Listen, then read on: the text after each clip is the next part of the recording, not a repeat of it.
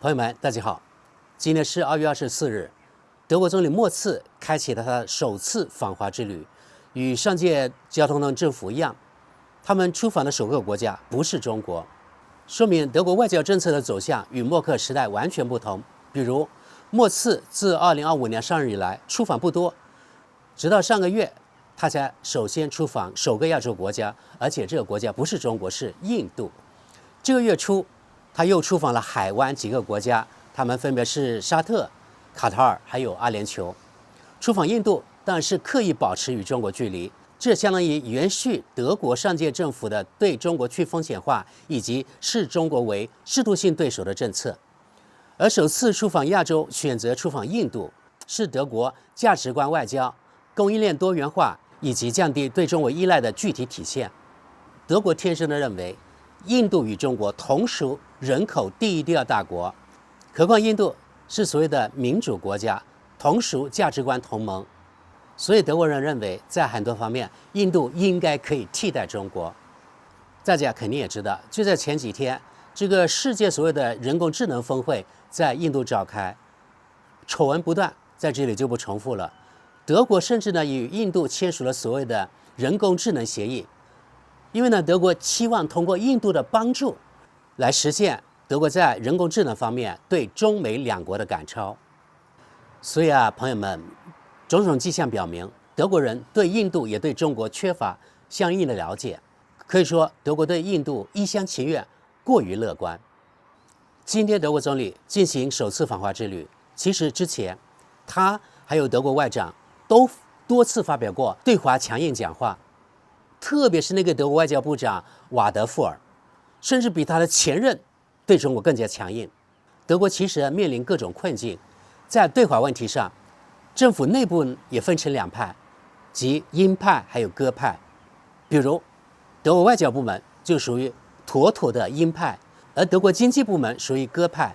同时又得面对美国的压力，所以德国做一个你说大国又不像大国，你说小国又不像小国，可是他真的左右为难。今天默茨带领规模庞大的一个代表团访华，其中大部分都是德国大中型企业的一把手或是主要领导人，可见在经济上德国必须与中国搞好关系。据说上个月德国访问印度的时候，德国代表团的人数不足，也就是德国企业的意愿不高，而本次访华德国代表团的阵容极其强大，与访印形成鲜明对比。所以朋友们，到底中印哪个国家对德国更重要？经济界人物比政客更明白。朋友们，就这次默茨访华的机会，想与大家探讨这些年德国对华政策基调的显著转变，从默克时代的深度务实合作，转向了强硬、去风险化和系统性竞争的强硬路线。这背后是德国在多重压力下的深刻战略调整。下面分析其中原因。下面咱们分析其中原因、利弊以及德国政府面临的深层困境。朋友们，德国政府态度的转变其实并非偶然，而是3个因素共同作用的结果：一、地缘政治格局；二、经济竞争态势；三、内部政治变化共同作用的结果。咱们说第一点，地缘政治冲击波。默克时代中的两国是伙伴，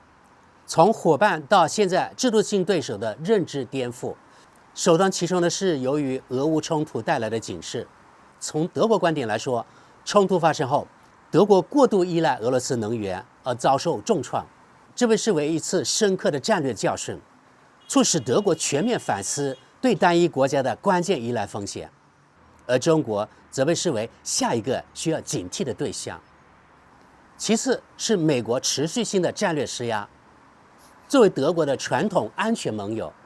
美国不断以技术安全和价值观同盟为名，要求德国以及欧盟还有其他盟友在对华政策上协同一致，尤其在5G 领域还有半导体高科技领域对华设限，从而压缩了德国的独立政策空间。当然，最后是中国日益增长的全球影响力。德国将中国视为有意愿、有能力重塑国际秩序的制度性对手。比如，德国总理默茨就曾公开表示，北京正利用军备扩张和经济依赖来追求全球塑造权。第二个因素是经济竞争的焦虑感，从原来互补到竞争的利益冲突。过去中德经济高度互补，比如当时就德国卖汽车就可以了，而中国就负责向全世界向德国提供低端的玩具啊、服装等等。但如今，在多个领域，而且是越来越多的关键领域，中国直接成为德国竞争对手，所以引发了德国的竞争力焦虑。尤其在汽车工业，我们也知道，德国是汽车工业立国的国家，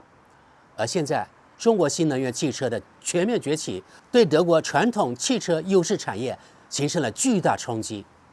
数据显示，德国汽车制造商在中国市场的份额从2020年的24%巨降到2024年的15%，而且这下降速度越来越快，可能2025年只有13%了。不过现在还没有最新的数据，所以没法说。我是估计呢，最多还有13%，而且呢，这个份额是不能保持啊，是一直动态往下降的啊。此外，德国经济界还有德国政治界指责中国的产业政策甚至向全世界输出产能过剩，故意低估人民币汇率，以及将稀土等关键原材料作为政治胁迫工具，认为这些做法扭曲了市场竞争，削弱了欧洲企业利益。第三点，内部政治撕裂。德国内部经历了从共识到分歧的决策困境，德国国内政治生态的变化也深刻影响了其对华政策。上一届交通党政府内部，总理舒尔茨他属于社民党，主张务实的对华政策，而绿党出身的外交部长贝尔伯克则强力推行价值观外交。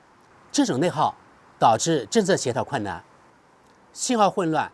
因为外交部还有德国总理发出信号完全不一样。如今新一代黑红政府内部同样存在严重分裂，以外交部长瓦德富尔为代表的鹰派对华言辞特别强硬，而以经济部长赖歇代表的鸽派则更关注德国企业利益，主张温和合作。这种政府内部撕裂使得德国难以形成统一连贯的对华战略。那么朋友们，德国对华政策由先前默克尔时代的务实到现在的强硬，对德国有何好处呢？这个好处当然是打引号的啊。当然，我们从德国视角来看，推行去风险化和相对强硬的政策，德国则是想获得以下几点利益。第一点，增强它经济的韧性，降低依赖风险，通过推行供应链多元化，比如说在印度呀、东南亚寻求新的伙伴，减少在关键原材料、药品、稀土等领域对中国的单方面依赖，避免在极端情况下被中国卡脖子。第二点好处，保持德国本土产业与技术优势，通过收紧外资审查，加强出口管制，保护半导体、人工智能等敏感技术不外流，并为本土遭受冲击的汽车产业提供缓冲空间，争取转型时间。对德国来说，对中国采取强硬政策的第三点好处，那就是回应欧美同盟的压力，维护价值观形象。在安全上，德国一直还仰赖美国，所以在这种情况下，展现出与盟友，尤其是欧盟，在意识形态和地缘政治上的一致步调，这可以避免在西方世界中陷入孤立。前面提到，德国对华强硬可以有三点好处，但是从德国视角来说，那么既然有好处，那肯定有弊端。接下来我们讲讲，如果是中德关系现在紧张了，有哪些弊端呢？德国这种对华强硬姿态和强调去风险化，也给德国自身带来了显而易见的负面影响。第一个负面影响，那就是经济上的回旋镖效应。企业受损，德国经济本身高度依赖中国市场，连续多年，中国一直是德国最大贸易伙伴，唯一例外就是2024年换成了美国。当时我记得，因为德国去年才公布那个2024年数据，对吧？所以当时公布数据的时候，德国媒体大声的欢呼啊，欢呼美国终于成为德国最大贸易伙伴，而不是中国了。这太明显了，这种一个是幸灾乐祸，另外一个呢又当时庆祝美国成为德国最大贸易伙伴。但是刚刚公布的数据，去年2025年，中国又成为德国最大贸易伙伴，而且德国与中国的贸易逆差创历史新高，超过1000亿欧元，也就是8000多亿人民币。由于两国经济联系相对来说还是比较紧密的，所以呢，强硬的对华政策直接损害了德国企业的利益。大众、宝马、巴斯夫等巨头，他们持续增加在华投资，表明商界并不认可德国政府的去风险逻辑。所以坊间有这样一个笑话：德国政治界不是呼吁去中国化，对不对？所以呢，现在是这样啊，德国由去中国化变成去中国吧。比如江苏有个太仓，就变成了小德国。在那里这些年，陆陆续续有大约600家德国企业到那里投资建厂，甚至追加投资。他们当中有很多所谓的德国隐形世界冠军。所以企业用脚投票，用行动打脸德国政府所谓脱钩断链。若中德两国引发贸易战，那德国汽车、机械制造等等支柱产业将首当其冲。第二个弊端，那就是德国战略上夹缝求生，陷入两难境地。德国陷入了安全上依靠美国，而经济上依靠中国的结构性矛盾。追随美国可能导致失去中国市场，而经济上过度靠拢中国，又会引发盟友的疑虑。德国这种困境使其外交政策摇摆不定，它的战略自主性受到质疑。那么，德国政治上对中国强硬的第三个弊端是什么？那就是政治上的信任损耗，关系管理成本剧增，持续的口水战，对华为等企业的针对性措施，比如说你们也知道欧盟，当然包括德国在内，对华为企业是怎样打压的？是比如说在德国，他们要求行政命令拆除在德国的所有5G设备，对企业造成很大的成本，最后这个成本谁买单？那德国消费者所以导致那个通信价格特别高。另外，在对中国核心问题上，比如说台湾问题，德国各种人物，特别是德国外交人物，发表了很多强硬而且特别不适合的发言。因为台湾关你德国什么事啊？况且当年中国是支持德国统一的，但是轮到了今天，中国在统一问题上，德国说三道四，而且是妄图分裂中国，所以非常的不恰当。这严重损害了中德之间的互信，使得解决具体问题的沟通成本大幅上升。朋友们，总而言之德国在对华政策上转向强硬，并非简单的跟随美国，而是在经历了地缘政治冲击、经济竞争焦虑和内部政治撕裂后的复杂反应。然而，这种政策追求的好处，如所谓的降低风险，充满了不确定性。而给德国带来的弊端，比如说德国企业受损战略两难，这是清晰可见的一个是充满不确定性，另外一个呢是清晰可见。正如德国经济界的一句箴言：不向中国学习会输，但单独压住中国也会输。这种矛盾心态，正是当前德国在对华关系上摇摆不定的真实写照。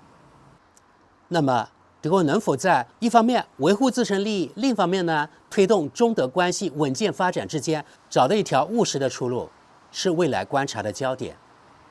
而莫次首次访华，能否带来德国对华政策的实际性变化，也有待观察。